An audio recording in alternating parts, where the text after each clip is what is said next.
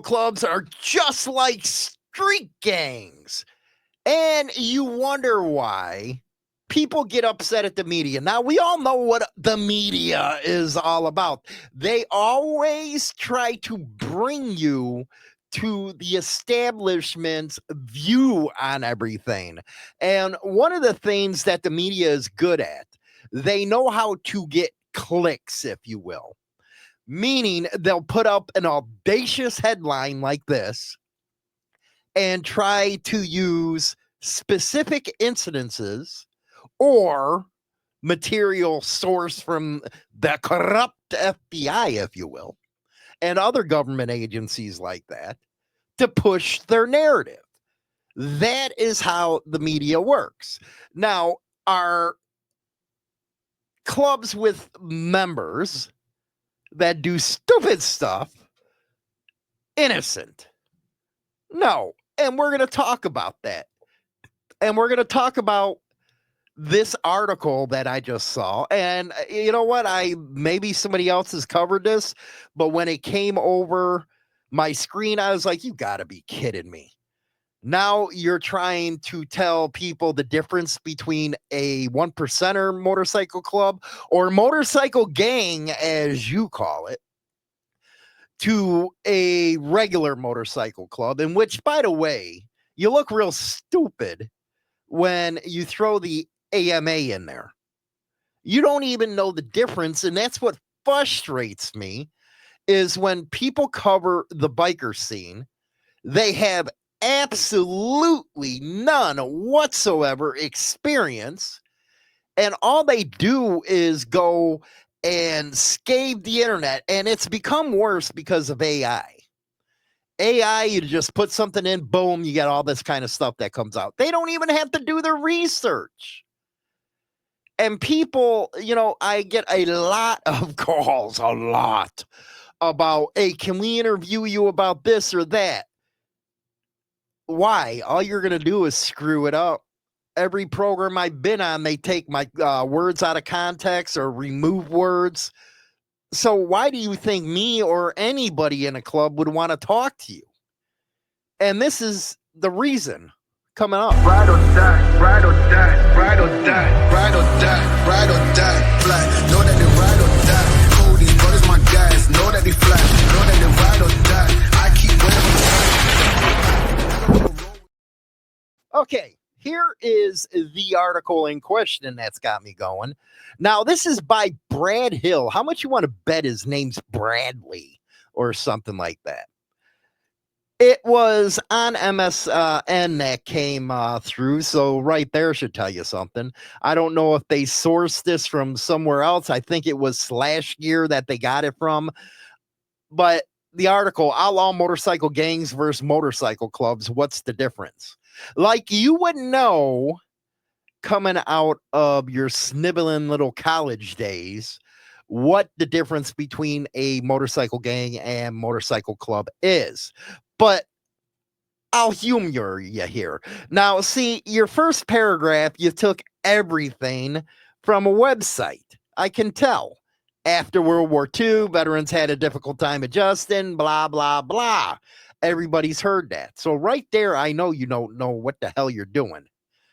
And then you bring up the Time Magazine article where it documented depravity, even given the incident of Eddie Davenport sitting on the bike with the beer. But he doesn't tell you in that it was a staged photo. Then it goes on to say the so-called Hollister riots forced AMA. So basically, you're taking this from a lot of different sources. Now, let's go into your deal here. As of 2021, the United States Department of Justice estimated, do we really want to take any facts from the DOJ? Seriously, especially in the last 4 years, do we really want to hear what they have to say? By the way, Comey right now, the FBI director Trump fired in his first term, he's getting investigated right now for treason. Anyway, estimated there were roughly 300 active OMGs. He goes on to say that isn't a small number when you consider the Hells Angels had 217 chapters. They always go after the Hells Angels because they're the best well known. Across 27 countries, around 3,000 members. And he goes on to say, with numbers like that, 1% starts to feel like a significantly large number. You sniveling little. Anyway. Big Four. Well, the 300 active OMGs in the United States. Where the hell are you getting your numbers? You're killing me here. 300? Man, for being a reporter, I guess you know more than us that are actually in it. I never knew there were 300 OMGs. Then he talks about the Big Four. Bikers in an outlaw gang are known to commit petty crimes like getting in bar fights or running red lights. Come on, your local cop does that. Why don't you cover them, by the way? How law enforcement gets these supposed clubs together, puts on a 3-piece patch, and goes around acting like outlaw bikers. I'd like you really to cover something like that. Anyway, they probably don't bat an eye when they do break one of those laws because it's committing more serious federal crimes that can desensitize you. My God, with this woke stuff. It's funny, I can't even watch a movie anymore if I even have an inkling that it's trying to come off with a woke viewpoint. Desensitize you? Where do you come up with this kind of crap? Then it goes on and by the way, 300 OMGs he's getting back into. Where are your sources? Who are they? Please tell me. In the U.S., get involved in a plethora of crimes, including money laundering, murder, fraud, theft, counterfeiting. Really? Counterfeiting? Come on. Most of these guys can't even pay their dues. Extortion, prostitution, traffic, illegal weapons, blah, blah, blah. The violence these gangs inflict on a regular basis can happen without notice. Then he goes into that October 24 deal where the Angels were arrested in North Carolina for attacking members of, I guess, a rival gang, the Pagans. And he goes on to say the attack happened based on a green light. Come on.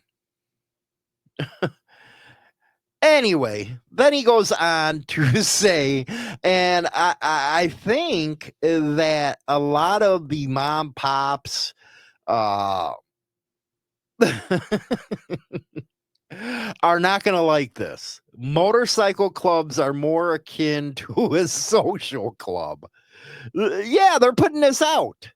And it goes on to say, while it's possible for a motorcycle gang member to avoid partaking in any of their gang's illicit activity, focus on riding with friends aspect of it instead. The major law-abiding bikers. Boy, I kind of remember they got something called the Law-Abiding Bikers Association. The cops rip off of NCOM. Yeah, it's kind of funny that it came in here, huh? Join a regular motorcycle. MCs are a completely different story. While they may fit into the biker subculture image of jeans, leather vest, tattoos, long beards. You know what? That's actually a few people that are like that, man. It's not like they walk around like me anymore with tattoos all over the damn place. Yeah, they're mostly rubs now. They do so by staying within the bounds of the law and loathe comparisons to OMGs. You're making me giggle now. Now, listen to this. This is how stupid this guy is. Probably the most well-known, get it? Most well-known and largest MC in the world is the American Motorcycle Association. Oh, you putz. They're not an MC, you idiot. That's the problem with you guys and gals that want to go write articles on stuff you have no idea about. just to get clicks and stuff. Because the ones that actually have platforms are going to call you out, and you look like an idiot right now. You just said the American Motorcycle Association is the largest MC in the world. Maybe you should figure out what an MC is before you write about them. And I'm sorry, now he's throwing the booze fighters in. The group that received the bulk of the blame for the Hollister debacle is an MC known for its charity events. Robert Patrick, he's awesome. He's a notable member. Everybody knows that. Traveling the country to raise money for vets, children, and underprivileged groups. All motorcycle clubs do that. 1%ers do that. All of them do that. It's not specific to one type or another. Then it goes on, some MCs recruit specific demographics, law enforcement, veterans, Harley owners, while also simply recruit anyone who shares their passion for motorcycles. You are a big schmuck. Let's see here. Bradley Hill. To say that the AMA is the largest MC, you do not do your research. And those over at Slash Gear, get it together, man. I know what you're doing. A lot of us know what you're doing. But you have morons out there that are trying to put this kind of crap out. It's just like all these YouTube biker experts with their AI never showing who they are, what their, experience is, none of that stuff. Trying to tell people how to join an MC. Or you have somebody that's part of an MC, law enforcement one anyway, that is trying to tell you how to go about joining a club. You schmucks out there, man. I'm telling you, you guys are schmucks. I never thought I'd see the day where you had so much misinformation out there that it really is starting to screw up everything. Everything from an article you see here to the 10,000 rules you got to follow with this MC protocol crap. It never ceases to amaze me what goes out on the internet.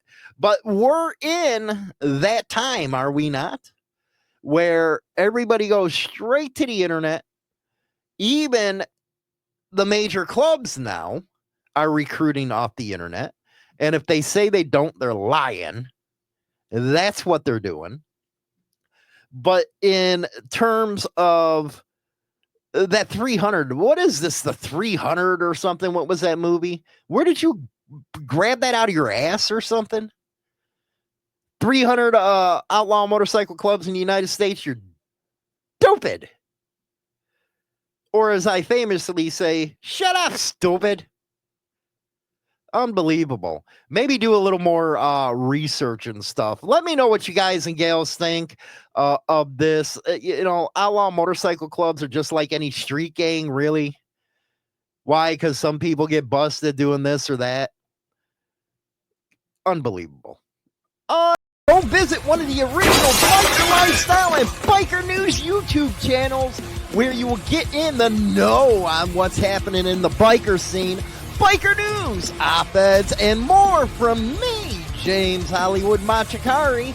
Monday and Thursdays, a new video on topics happening in the scene. Get on over there, get to the channel, and subscribe. Rock on.